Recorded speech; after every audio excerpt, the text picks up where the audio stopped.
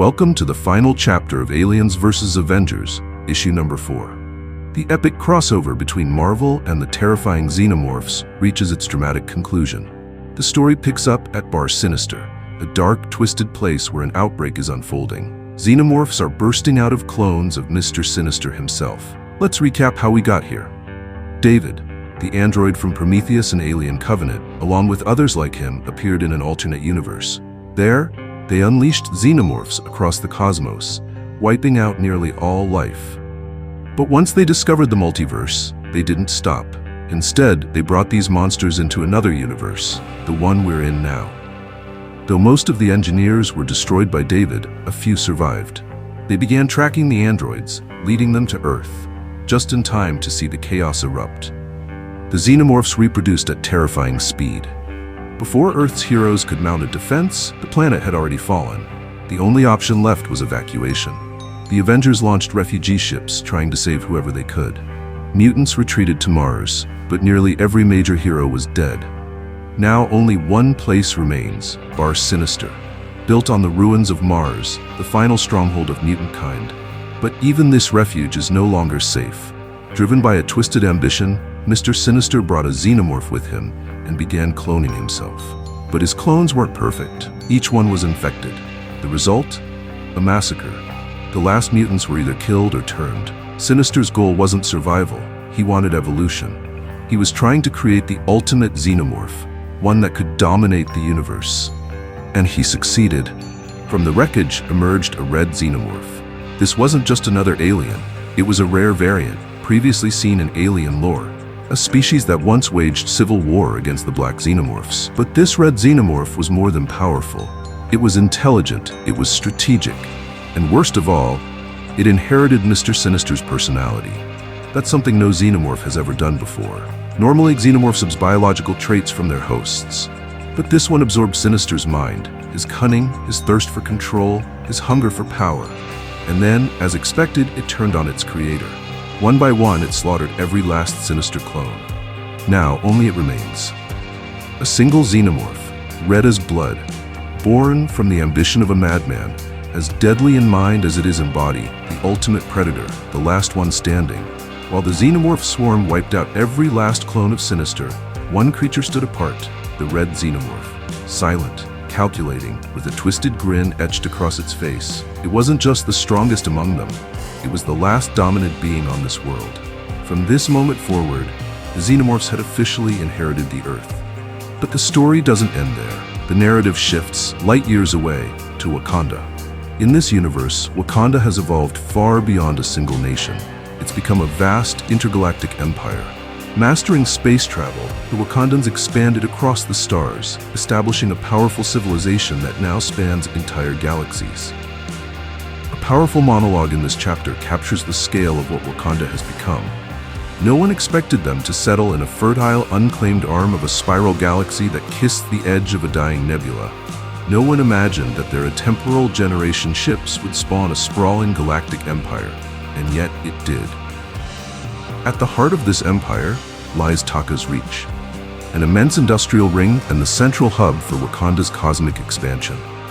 Within its borders are celestial farms, facilities so advanced they can trigger artificial supernovae. These explosions forge vital elements: hydrogen, iron, palladium, and most importantly, vibranium. Vibranium remains key. It's what fuels their warp gates and powers the planetary infrastructure that connects every outpost across the empire. Wakanda has transcended the boundaries of a nation. It's now a self-sustaining galactic superpower, one fully prepared to face down any threat, even the nightmarish spread of the xenomorph species.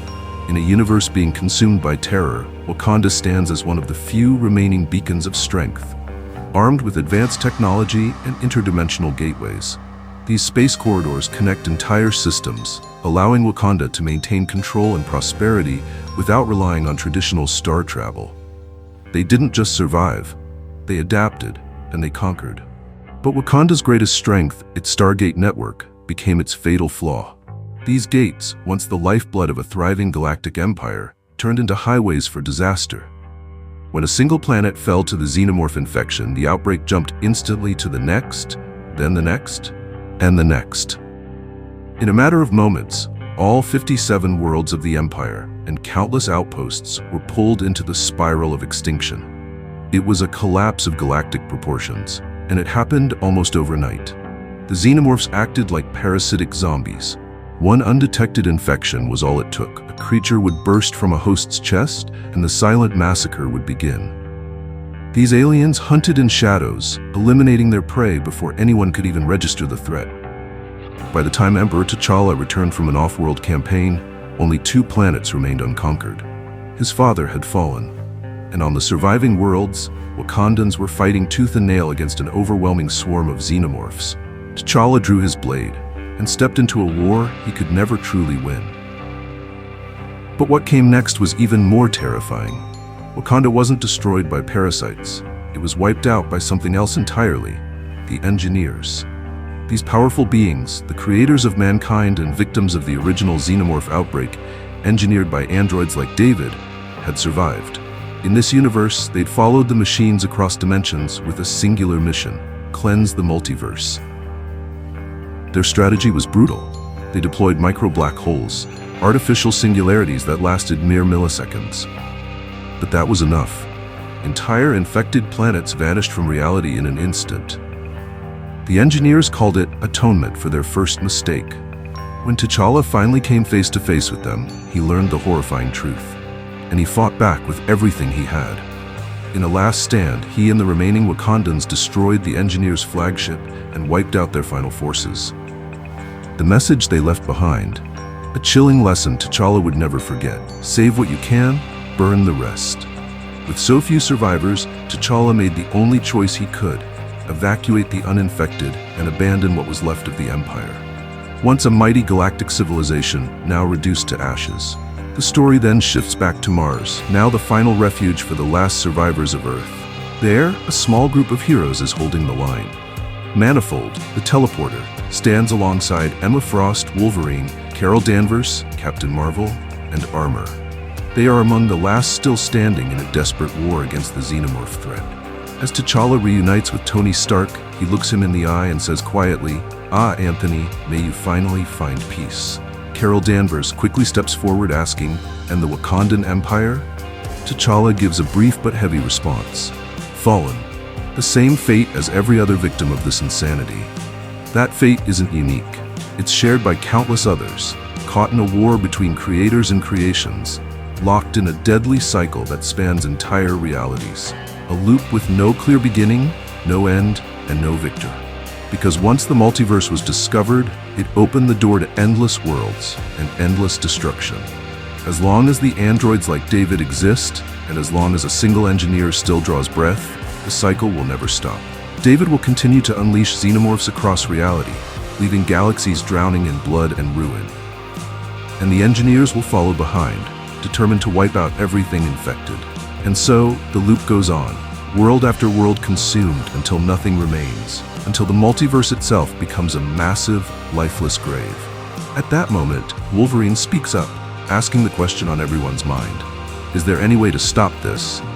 T'Challa looks like he's about to respond, possibly with a plan. But before he can speak, a Wakandan soldier rushes in with urgent news. A massive xenomorph horde is approaching, hundreds of thousands, a tidal wave of death, sweeping across the red Martian horizon. T'Challa wastes no time. He gives the order: we're out in the open and there's a sea of them. We should move to the ship, nuke the entire site from orbit.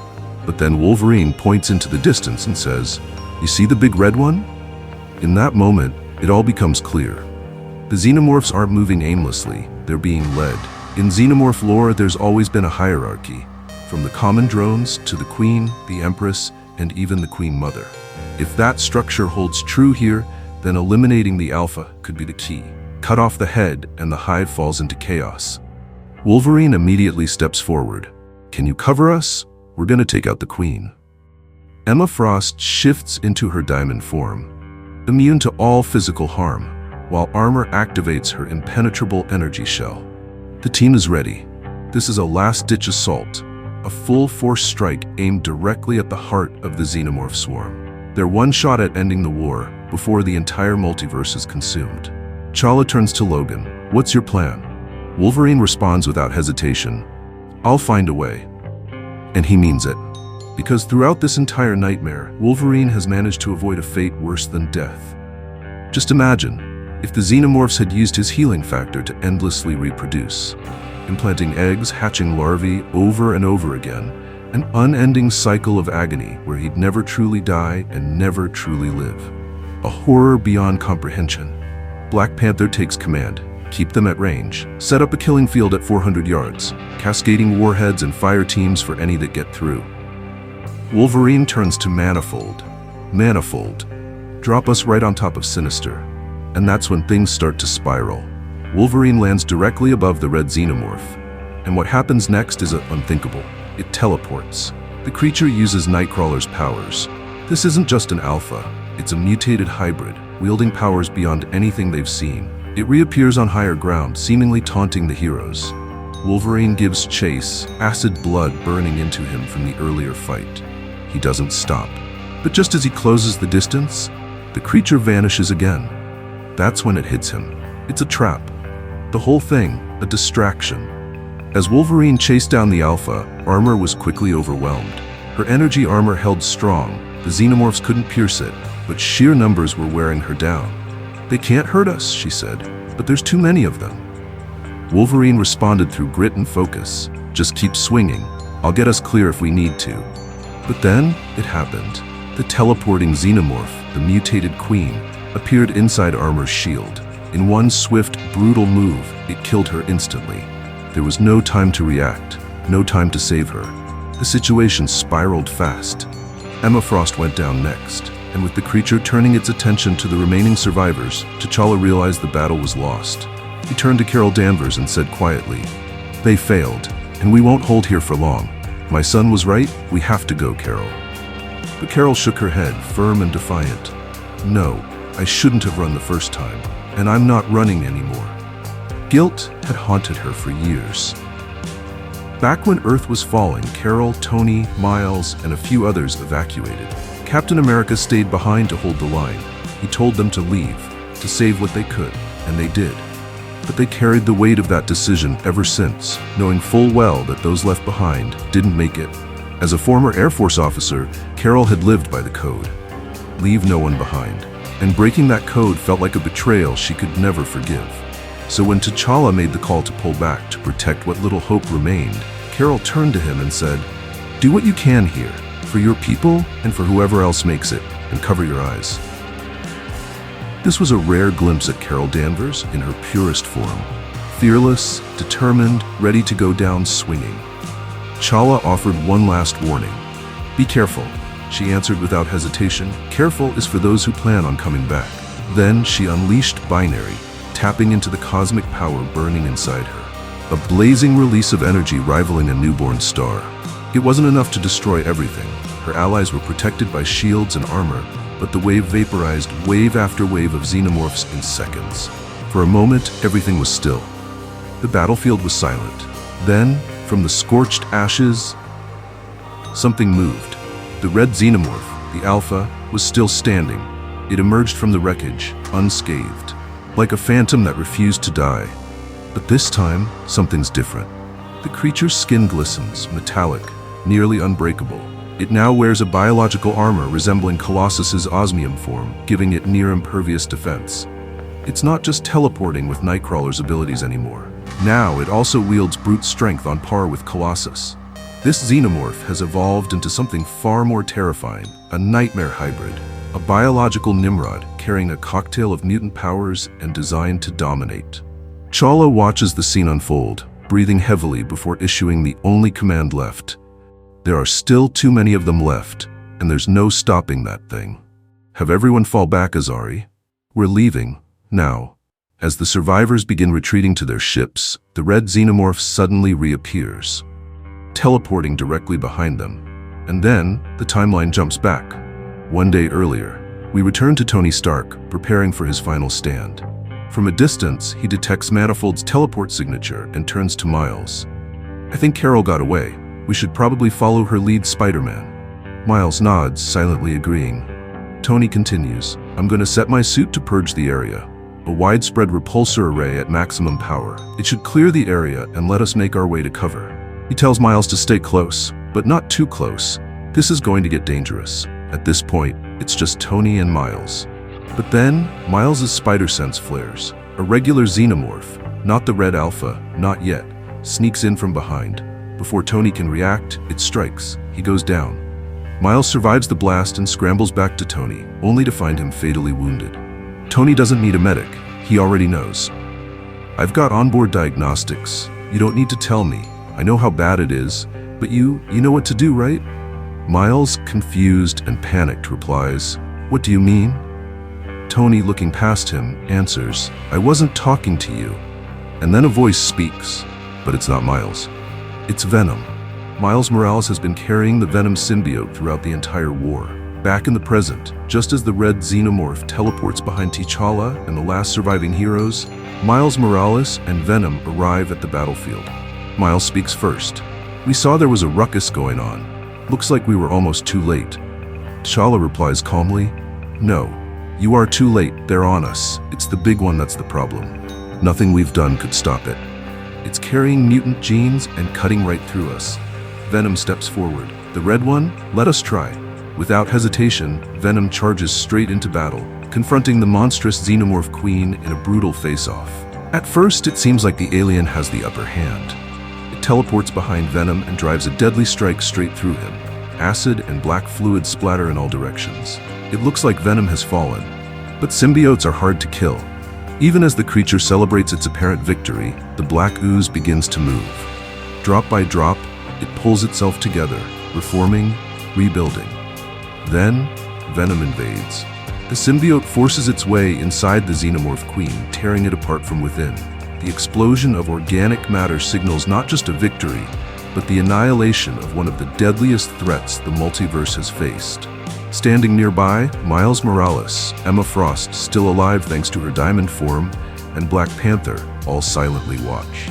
There's no cheering, just a heavy, quiet realization settling in. And the question now is simple. What happens next? The story jumps ahead, 1 month later. T'Challa speaks. "All our dreams have ended. We are awake, and all we have left is a bare and broken universe where no new thing can grow. This was their doing. Gods who regretted what they had made and thought they could erase us, simply because they frowned on their creation. And somehow worse than man's creation, whose hate has driven them mad, full with unholy purpose. And now we find ourselves here, hovering over a black hole, right where the whole thing started." Wolverine breaks the silence. It's a sad story, no doubt, but it doesn't really answer the question. T'Challa looks to him and replies, "Perhaps the point is best left for others to make." He activates a recording. Iron Man's helmet powers up, and the voice of Tony Stark begins to play one final message. "I am Tony Stark, and these are my final words. As I record this, I am dying, but also have death growing inside me. It's strange because I've been obsessed for so long with plans of survival that I never allowed myself to think about my end. And facing it now, if I'm being honest, there is some relief in knowing that I denied death's embrace for this long. I spent my life building things, making things, creating. I suppose in a way that makes me the antithesis of what we face. Some vile thing that lives to infect, consume, and destroy everything we are and everything we have made. All that humankind seeks to leave behind, made ash in the mouth of an alien parasite. I have died fighting that. And instead of surrendering to hopelessness and defeat, I hope that you will too. Seek it out, stand against it, in other times, in other universes. Avenge all of our fallen brothers and sisters. Avenge all our fallen worlds. And if you don't mind it too much, avenge me."